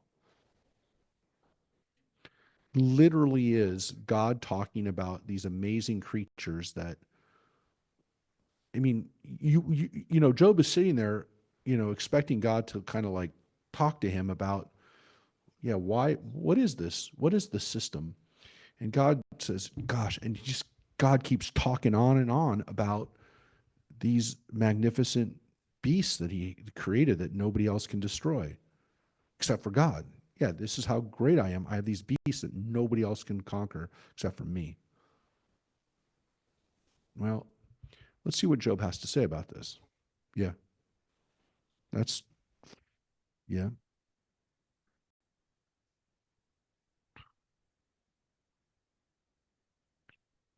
Uh, oh, ceases for everything under heavens is mine.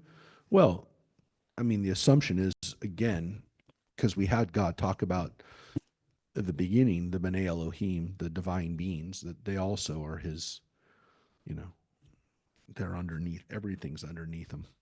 But yeah, I mean, look, this is the, I mean, this is what he said about, this is what he said about them. He didn't say much, you know, as he's going, as he's, before he gets into the winds and all, everything else, he says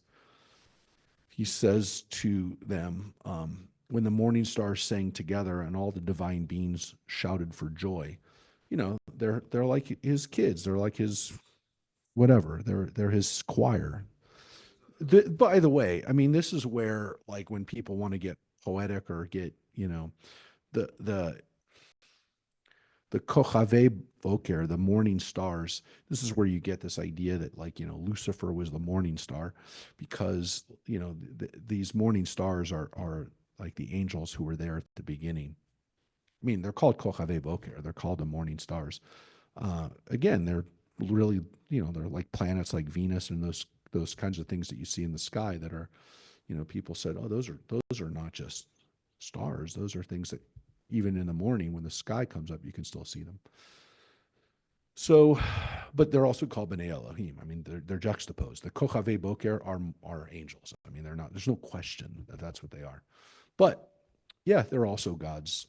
You know, they're just part of the crew. The things in the world that we look at, those are the things where we're like, oh, you mean these great mythical beasts? Those are God's playthings? Yeah.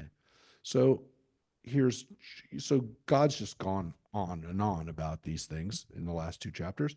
And now here's Job. What is Job going to possibly say to God's, as Judith said, his God's credentials? These are my credentials. These are the things that I do. And I just play around. You know, this is just me playing around here. Job said in reply to the Lord, I know that you can do everything, that nothing you propose is impossible for you. Who is this who obscures counsel without knowledge? Indeed, I spoke without understanding of things beyond me, which I did not know.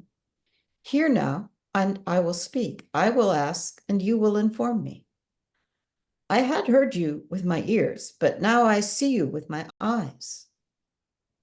Therefore, I recant and relent, being but dust and ashes. After the Lord. So that's the end, by the way. Mhm. That's Job's last thing.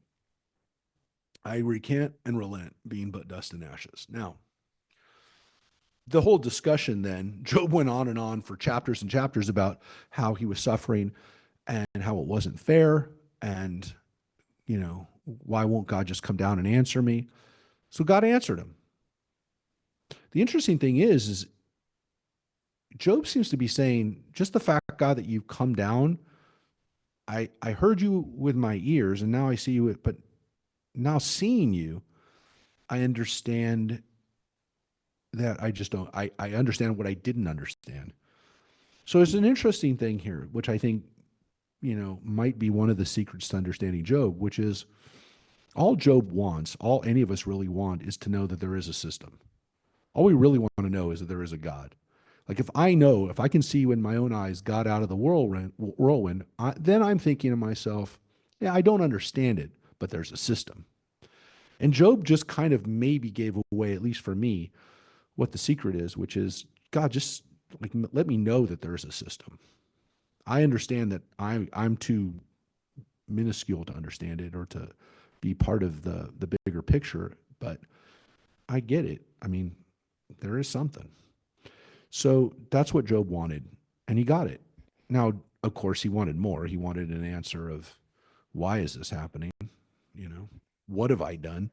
He doesn't get it. God never told him what he did. God never told him, hey, I was just using you as an example. There is no reason, Job. Job, you're just a normal guy, and sometimes normal people suffer. He didn't get any answer. God gave him no answer. You didn't miss it. You just read it. God talked about a Leviathan during that time. During God's chance to explain The writer of this just gave us no answer for why this happens. There's no answer. There's no system that we just understood other than there's a system that we can't figure out. We don't know it. That's all we had. But he got at least the knowledge that there is a God. And that is enough for him.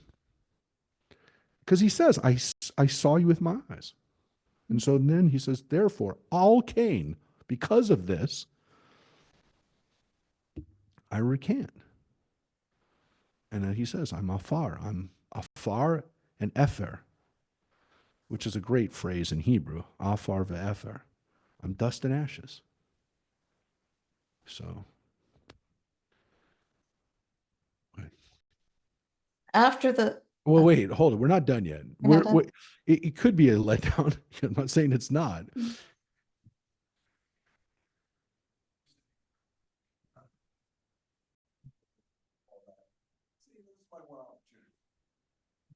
And I wanted, yeah. And so God essentially told him, you can't handle the truth. I mean, that's the real answer is you can't handle the truth. You don't, but look, I mean, would you really? I mean, if you actually saw God, would you have the ability to say anything other than blah, blah, blah? Like, okay, would I do it? And I don't know that I would. I don't know that I could. If we had that moment, I don't know I could. I don't know that I could. I would probably just go, oh, okay, there is like God. Okay, all right. Okay. Yeah. So that was the answer. And then but God's not done. God's not done. God has some good parting words, which I think is really powerful. Here we go. After the Lord had spoken these words to Job, the Lord said to Eliphaz the Temanite, I am incensed at you and your two friends, for you have not spoken the truth about me, as did my servant Job. Now take 7 bulls and 7 rams, and go to my servant Job, and sacrifice a burnt offering for yourselves. And let Job, my servant, pray for you, for to him I will show favor, and not treat you vilely, since you have not spoken the truth about me, as did my servant Job. So the friends screwed up. The friends were wrong. And so God just told the friends, your traditional, and that, again, this is why we don't quote. Well, I told you that we do have that one line of Osei Shalom, but that's why we really can't quote the friends because they're wrong. They didn't speak the truth. And so because they didn't speak the truth, God says, you now have to ask for forgiveness and you now have to, make a sacrifice and this is what they did. Yeah. Eliphaz the Wait, Temanite and one second. Rosamond, what's that?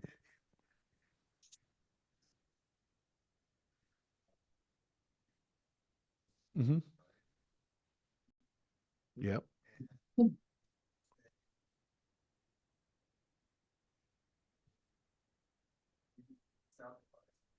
Yep.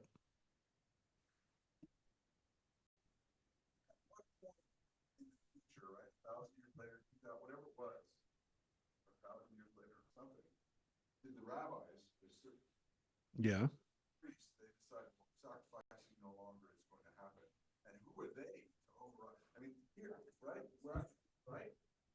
So, the friends make the sacrifices, right? And well, we haven't read that line, but yes. So they're being told by God to make a sacrifice. So if God tells you to make a sacrifice, then the assumption is yeah, you got to make a sacrifice. So John's question essentially is who are we to say we don't need to make sacrifices anymore? Well, the reason that to some extent we came to the conclusion that God didn't need us. Well, by the way, let me just make this clear. There are thousands of Jews who believe that we will make sacrifices one day again at the Temple Mount. Look, I believe that the Torah actually teaches us that the whole process of centralizing the sacrificial cult in Jerusalem was done by the Jerusalem priests. It was not it was not legitimate to some extent. I don't believe that God said you can only sacrifice in Jerusalem. So I don't believe that that ever happened. Okay. Let's say it did. Then once the temple was destroyed, the Jewish answer was, well, God will reinstate the temple when God's ready. We'll start having sacrifices again. But 2,000 years later, actually didn't even take 2,000 years. We mentioned before, Maimonides said 1,000 years ago, God clearly doesn't want sacrifices anymore, because if God wanted sacrifices, he would have reestablished the temple somehow, and we would be doing it if God really wanted them. So Rambam, Maimonides' answer was based on rational, like, first of all, rational thought of 1,000 years of Christians, Muslims, and Jews, for the most part, not making sacrifices anymore, and saying God doesn't want sacrifices anymore. And so if God wanted sacrifices, then he would establish the temple again. But again, there are Jews who believe there should be a sacrificial cult come back. But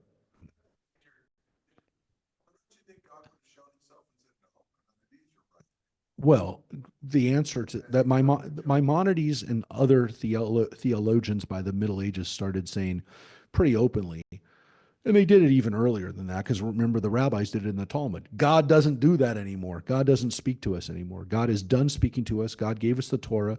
God doesn't need to give us any more instruction. The answer traditionally, and how do the rabbis put Job, is that they have Job during the time of Abraham.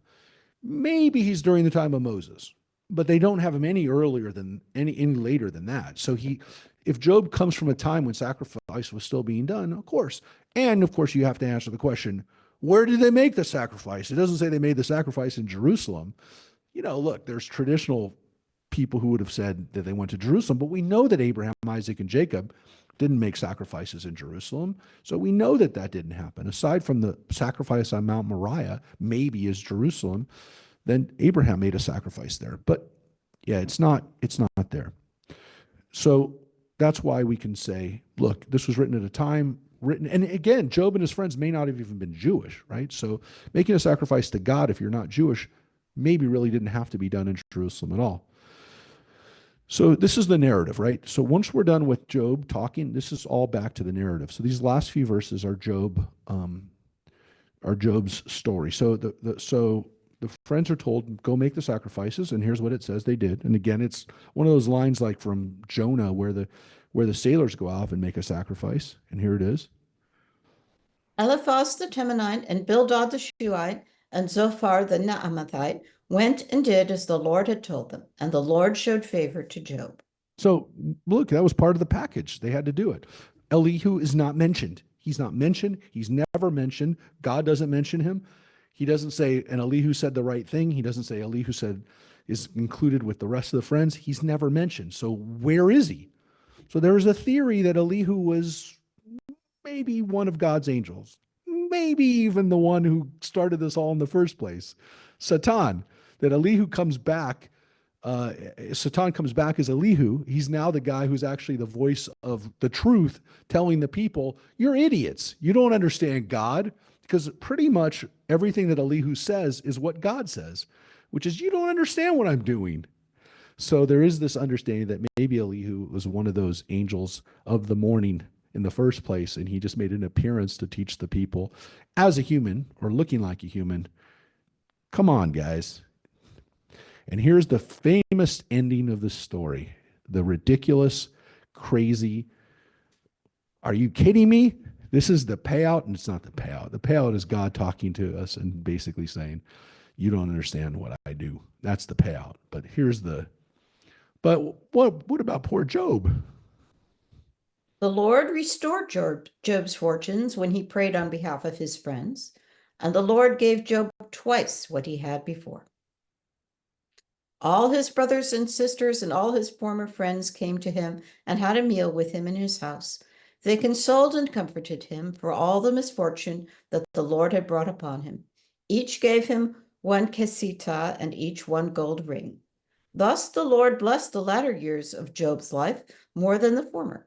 He had 14,000 sheep, 6,000 camels, 1,000 yoke of oxen, and 1,000 she-asses. He also had 7 sons and 3 daughters. The first he named Jemima, the second Keziah, and the third Karen Hapuk. Nowhere in the land were women as beautiful as Job's daughters to be found. Their father gave them estates together with their brothers. Afterward, Job lived 140 years to see 4 generations of sons and grandsons. So Job died old and contented. Wow. What a wonderful story. Meanwhile, the first set of kids all died. But most most of us would say you can't just give somebody another bunch of kids and say, look at it, all worked out well. We gave you everything back. Yeah, that's why we have a kind of a problem with that. Anyways, there is another reading of this. You can go watch Good Omens. I think the second season had the Job story retold. Because again, there is a level to this which is difficult to comprehend because you can't just give somebody twice of what they had before and say, well, we're all good now, especially when we're talking about people. These were people's lives. And so it's good to know, by the way, that the daughters got a good inheritance too. I guess that was important to know. But I do, before we wrap up this story, and again, now we've had a chance to take a little bit of Job with us. Floyd shared with me something really powerful, which I didn't want to rush through, and I wanted him to kind of, now that we've finished this, and now his explanation, his midrash. So Floyd, if you wouldn't mind unmuting yourself, and saying again some of what you shared with me, which I think is super powerful, insightful, and also helps us kind of understand where Job stands within the scope of literature and writing. Yeah, I'm not sure what part you found powerful. Well, I thought the whole thing wasn't that powerful. It was just there were a couple of things that still bother me about all this. So now that you finished it, what is that? Well, one is if the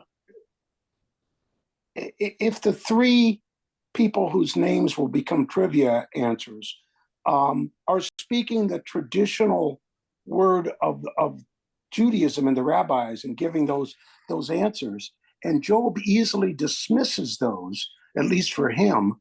The rabbis are in a difficult position because they're limiting their own arguments and saying, look how, if this is traditional wisdom, it's not sufficient. The other part of that section, God, I hope this is what you're talking about, because I don't remember really, it was a couple of weeks ago, is it's easy for those three guys to come up with those arguments because they didn't suffer. It's Job's suffering that gives him the insights to ask the questions, and not just ask the questions, but demand the answers. And I think what I took away from but that's what you wrote. You said Job continues to fight the good fight, trying to make sense out of what happened to him, and at the end he kind of gives up. The problem with it is that the traditional answer here, which is the traditional answer of Job, which is we can't understand it, we can't comprehend it, is one that essentially nobody wants to really leave with that, because nobody wants to hear, well, your answer is you won't understand the answer. And so that's the amazing thing is, so this is even before the rabbis, right? The original text of Job seems to give us that. The power, and what's never negated though in the story, is that Job, by wanting to have that answer, by fighting to kind of understand the universe, is doing what is, it's okay for us to do that. Job, again, it's a human nature for us to do that. It's human nature for us. Now, again, the answer to some extent in the book, the final answer is you can't understand it. It is beyond your comprehension.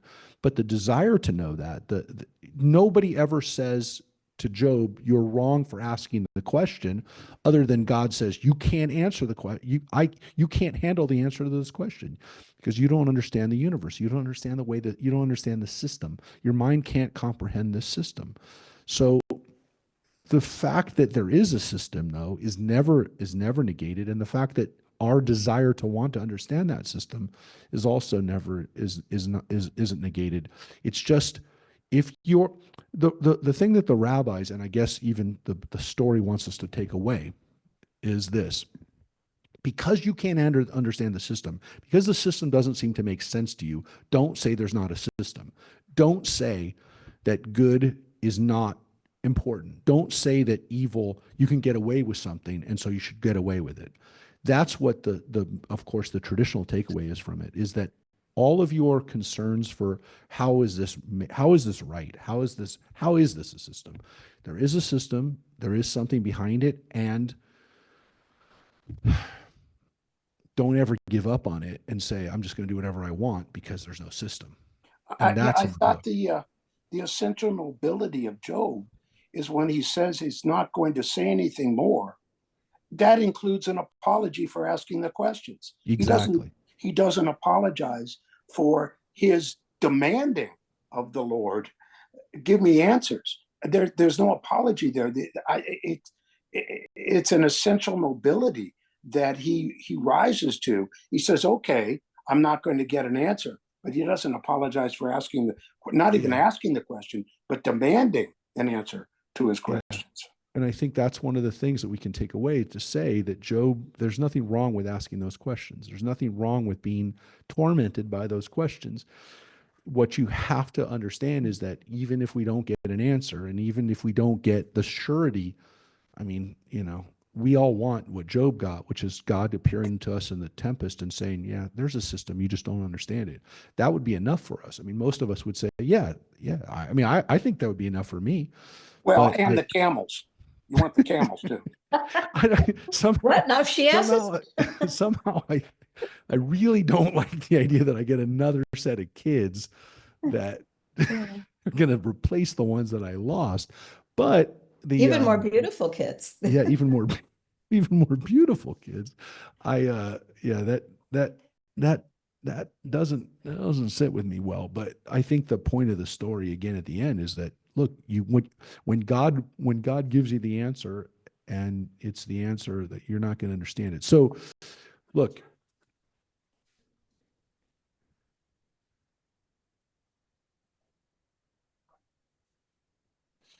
yeah, other than the fact that there stories in the biblical stories, none of the biblical stories end like this. None of them end like this. This is the story that ends. Some of them have a happy ending, in the sense that, like the book of Ruth, we're going to get to, it ends in a happy way, that she ends up having a husband and she has kids, and there's it's a happy ending. But it's not a happy story. I mean, the woman lost her first husband. She loses everything. She's working as a field hand, essentially. It's not a happy story, and she went through hell, and she comes out on the other end. That's the biblical story. And usually, sometimes the stories aren't even that happy. Some stories, like Jonah, that ends and you're like, what? That's the end? What happened to Jonah? We don't even know. So some cases we don't even know what happens to the people. There is no clear ending. And what's interesting about this is the version of this story that we've seen in the modern world is a Serious Man, the Coen Brothers movie, which is a very powerful movie. It's a movie with a lot of questions, a lot of very Jewish questions, and I recommend everybody to go out and watch it while this book is still fresh in your mind. Go out and watch A Serious Man, rent it, whatever, stream it, watch it, and look how those brothers treated this in a very serious way as Midrash. They really took the story of Job, made it American, made it for me, it's very personal because it's very Minnesota. There's several things in that movie. I got to see a screening of that movie when it first came out, and it was almost as if they reached into my mind and pulled stuff out, and it was really scary when I first saw it. I mean, as much as I was moved by it, I was also frightened by it, because there was things in that was like only like, how would they know this? How would they know that I was thinking of this? They even have a picture, which is one of my favorite pictures. It's a Caravaggio of the binding of Isaac, and it was in the movie. I'm like, how is that in my dream now? Like, it's just weird. I can't even explain how, and it's all about Minnesota, which is where my family grew up. I mean, I remember being in Minnesota in the 70s when this was said. You know, I was in these places. I was in Embers. I was in the restaurants that they're there. I mean, it's just too personal in a way. But it's also, it almost ends the book of the book of Job does not end the way a serious man does not end the way Job does. There's no without ruining it. It ends more like the book of Jonah, where you're like, what's the answer? So there is a very biblical, to me, a more biblical version, more Jewish version is a serious man. I think it's an even more Jewish version of Job than this one, than the actual book itself. So take away, you know, a little bit of kind of the of a movie that really pushes us, because the book of Job pushes us, but to some extent it lets us off the hook a little bit. That's my one criticism of it. Is it kind of it provides something that I don't know. Well, I love things that don't have answers, because I don't think get the answers. That's why, you know, everyone hated Sopranos ending. I love Sopranos ending. But people don't like those, and they don't like those endings because it makes them nuts. But I like to be made nuts by stuff, because it makes me think. It helps me grow. So I don't like things with an easy answer, and that's most of the Bible. It's to some extent that's the Bible. It's why it's not a fairy tale. Why it's much more real than anything else, because the biblical stories never have those kind of endings. The story of King David did not end, and they all lived happily ever after in a castle, because all his kids kill each other. That's the way that story ends. And one kid who was the least likely to be king ends up being king because his manipulative wife figures out a way to get her on the. I mean, take away that story.